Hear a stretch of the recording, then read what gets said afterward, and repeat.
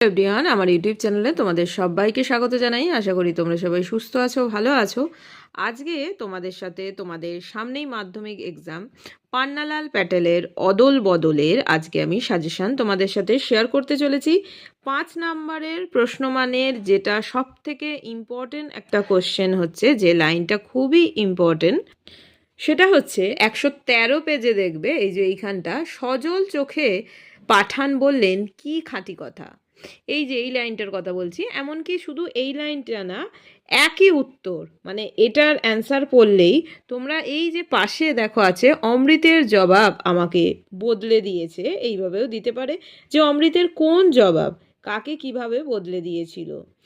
এইগুলো কিন্তু প্রত্যেকটা, বারবার বলছি, প্রশ্নগুলোকে ভালো করে পড়বে।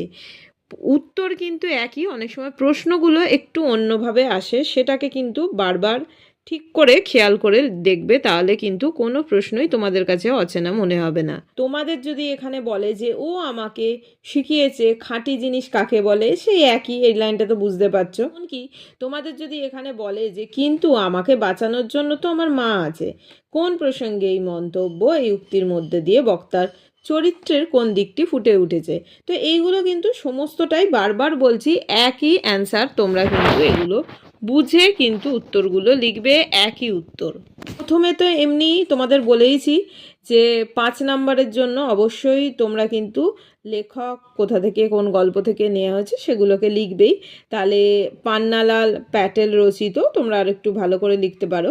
তো অদল বদল গল্প থেকে কিন্তু প্রদত্ত অংশটি গৃহীত হয়েছে। এবার খাঁটি জিনিস বলতে কি বোঝানো হয়েছে, তোমরা অবশ্যই, আশা করি তোমাদের 2 তারিখে পরীক্ষা, তোমাদের এগুলো রেডি আছে, তো তোমরা জানো যে সম্পর্কের যে ভ্যালু সেটাকে এখানে বোঝানো হয়েছে। মানে আমরা দুটো খাঁটি জিনিস এখানে পাই, কি, যে মায়ের যে স্নেহ, মাতৃস্নেহ, সেটা, আর হচ্ছে অকৃত্রিম বন্ধুত্ব। তাই তো এবার এই দুটোকেই তোমরা একটু ডিটেলে লিখে দেবে।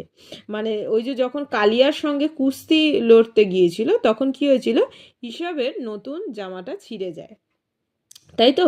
তাহলে মাতৃহীন বন্ধুকে, তার মা ছিল না, মাতৃহীন বন্ধুকে বাবার যে মানে মার খাওয়া, মানে প্রহারের হাত থেকে রক্ষা করতে অমৃত ঈশবের সঙ্গে নিজের জামাটা, সেটাকে কিন্তু সে কি করে, অদল বদল করে নেয়। কারণ সে ভেবেছিল কি, যে তাকে, যার জন্য এখানে আর একটা লাইন তোমাদের আমি বললাম যে কিন্তু আমাকে বাঁচানোর জন্য তো আমার মা আছে, সে জানে সে, তাকে বাঁচানোর জন্য তো তার মা আছে, কিন্তু তার বন্ধুকে বাঁচানোর জন্য তো তার মা নেই, তার মা, কেননা সে মাতৃহীন ছিল, তাই তো।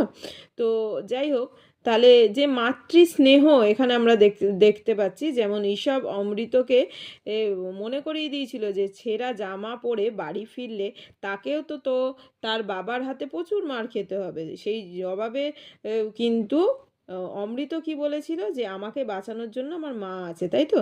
ঈশবের বাবা কাল থেকে কিন্তু গোটা ঘটনাটা দেখেছিল এবং সম্পূর্ণ তাদের কথাবার্তাও শুনেছিল।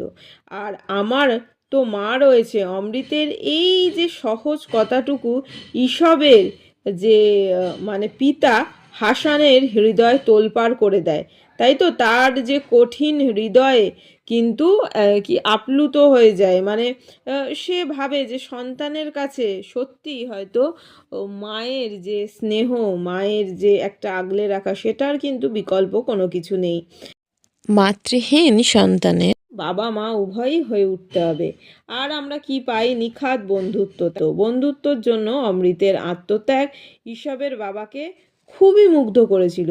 মানে ভাবাই যায় না, ভাবো, মানে এত সুন্দর একটা জিনিস মানে এখন তো দেখাই যায় না।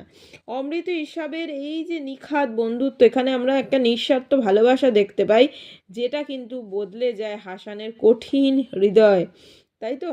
সম্পর্কের মূল্য, মানে এই যে খাঁটি জিনিস হিসেবে, সেটার প্রকাশ কিন্তু আমরা এখানে দেখতে পাই। তাহলে আশা করি এটা কিন্তু তোমাদের বুঝতে কোনো অসুবিধা হয়নি। তারপরে দেখবে আরও যে ইম্পর্ট্যান্ট লাইন আছে, সেটা হচ্ছে অমৃত সত্যি তার বাবা মাকে খুব জ্বালিয়েছিল। অমৃত কিভাবে বাবা মাকে জ্বালাতন করেছিল, আর অমৃতর মা কি করেছিলেন। তো তো এইগুলো ভালো করে রেডি রেখো, এটাও আশা করি জানো। তো কোথা থেকে নেওয়া হয়েছে অবশ্যই লিখবে, লেখকের নাম লিখবে।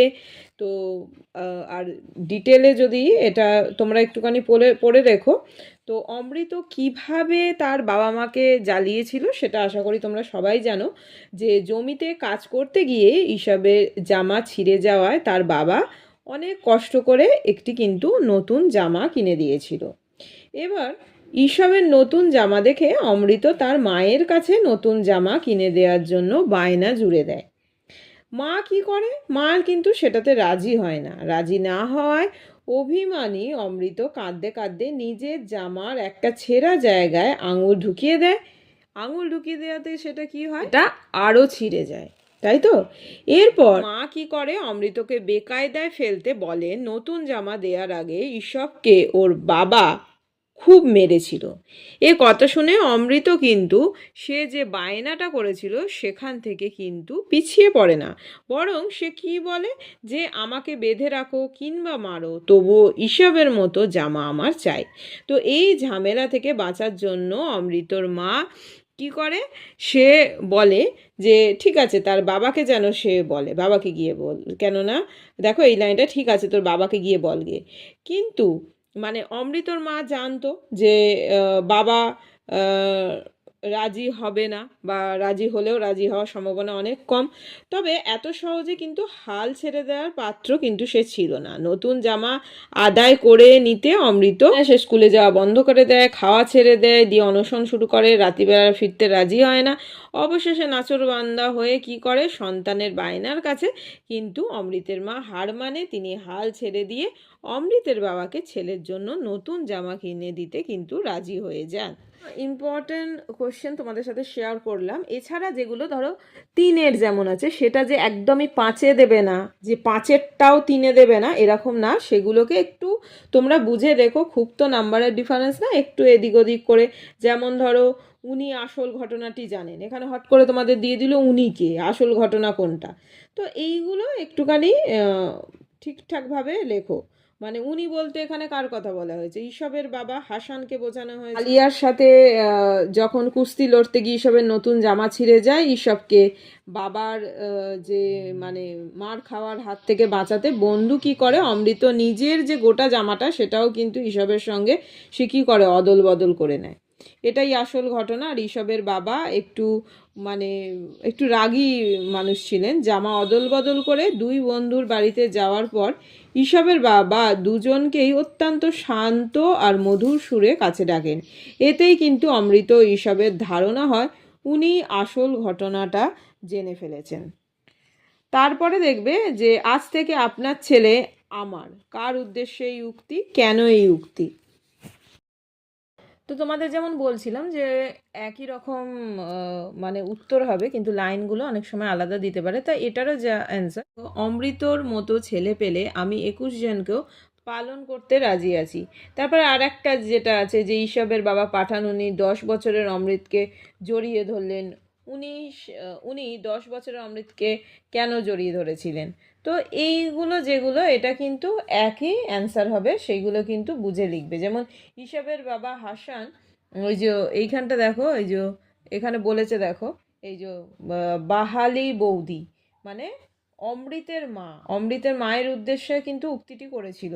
এইগুলো একটু ডিটেলে পড়ে রাখবে। যে কালিয়ার সঙ্গে যখন কুস্তি করছিল তখন ঈশবের কী হয়েছিল? নতুন জামা ছিঁড়ে যায়। এবার ঈশবকে বাবার মানে মারের হাত থেকে বাঁচাতে, মানে তোমরা আরেকটু ঠিক করে লিখবে, তো বাঁচাতে বন্ধু অমৃত কি করে? নিজের যে জামা, গোটা জামাটাকে সে কি করে? ঈশবের সঙ্গে অদল বদল করে নেয়। এবার ঈশব জানতো ছেঁড়া জামাটি পরে বাড়িতে গেলে অমৃতের বাবাও কিন্তু তাকে মারবে। কিন্তু বন্ধুকে কি করে বাঁচাতে গিয়ে অমৃত জানায় যে তাকে বাঁচানোর জন্য তার মা রয়েছে। তাহলে গোটা ঘটনাটা কিন্তু হাসান দূর থেকে লক্ষ্য করেছিল। এবার বন্ধু ঈশবের প্রতি অমৃতের যে ত্যাগ, ভালোবাসা, সেটা দেখে তিনি কিন্তু অভিভূত হয়ে গিয়েছিলেন। এবং অমৃতের মায়ের কাছে গিয়ে হাসান গর্বের সঙ্গে বলেছিলেন, আজ থেকে আপনার ছেলে আমার। তো এইগুলোকে খেয়াল করো। আর দেখবে আছে বলতে গেলে ছেলে দুটির সবই একরকম, তফাৎ শুধু এই যেই ছেলে দুটো কে কে। এটা তোমরা জানো যে ছেলে দুটো কোন ছেলে দুটোর কথা বলা হয়েছে, অমৃত আর ঋষভের কথা বলা হয়েছে। তাদের মিল ও অমিল, তাহলে দুজনের মধ্যে মিল আর অমিল, মিল তো আছেই, কেননা তারা একই স্কুলে একই ক্লাসে পড়ে, দুজনের বাবাই পেশায় চাষি, এইভাবে লিখবে। তাদের জমিও প্রায় সমান। তারপর রাস্তার মোড়ে তাদের বাড়ি দুটো মুখোমুখি ছিল। দুজনের বাবাকেই কি হয় ওই তাদের কি করতে হতো, সুদে টাকা ধার নিতে হতো যখন বিপদে পড়তো। তো আর এরকম করে এগুলো লিখবে। আর হচ্ছে অমিল, যেটা অমৃতের পরিবারে আমরা জানি এটা হচ্ছে সব থেকে বড় অমিল। বাবা মা 3 ভাই আছে, কিন্তু ঈশাবের রয়েছে কি শুধুমাত্র বাবা। এইভাবে তাদের মিল অমিলগুলো লিখবে। এবার দেখো আরেকটুখানি বলে দিই যে এই যে ছেলের দল আনন্দে চেঁচিয়ে উঠলো, এই আনন্দের কারণ কি, তারা কেন চেঁচিয়ে উঠলো, তো এইগুলো কিন্তু ভালো করে দেখো। আর সেরকম না, এই লাইনটা তুলেই কিন্তু অনেক রকম কোশ্চেন দেয়, ঘুরিয়ে। মানে এই ধরো ওই যে সবাই যে যেদিকে পারে পালিয়ে গেল, সবাই বলতে কাদের কথা বলা হয়েছে, কেন পালিয়ে গিয়েছিল। তারপর আয় আমি তোর সঙ্গে লড়বো, এইখানটা ওই যে পুরোটা যেমন কালিয়া ইতস্তত করেছিল, এই বলে অমৃতকে খোলা মাঠে নিয়ে গেল, সবগুলোর কিন্তু উত্তর একই। এইখানটা একটুখানি ভালো করে কিন্তু দেখে রাখবে, এইখানটা থেকে দেয়। তারপর হচ্ছে ওদের বুকের ধুকপুকানি তখন বন্ধ হওয়ার জোগাড়, ওরা কারা, কেন তাদের এই অবস্থা। এর সাথে অনুরূপ আর একটা আসে যে ওরা ভয় কাঠ হয়ে গেল, ওরা কারা, কেন তাদের এরকম অবস্থা হয়েছিল। তো এইগুলো বারবার বলছি, ওই যে কুস্তির যেখানটা বললাম সেখানটা, এইগুলো কিন্তু ভালো করে এইখানগুলো দেখে রাখবে। ওই একই লাইনের কিন্তু মানে প্রশ্ন হয়তো আলাদা কিন্তু উত্তরগুলো একই। যেমন মাটিতে পড়ে গিয়ে চেঁচাতে লাগলো, এটা আগের যেটা বললাম এসো আমরা কুস্তি লড়ি, একই অ্যান্সার কিন্তু সব। তো মোটামুটি এটা ক্লিয়ার হয়ে গেল তোমাদের। তাহলে ভিডিওটা আমি এখানেই শেষ করলাম। নেক্সট ভিডিও নিয়ে তোমাদের সাথে পরে কথা হবে। Thanks for watching, tata.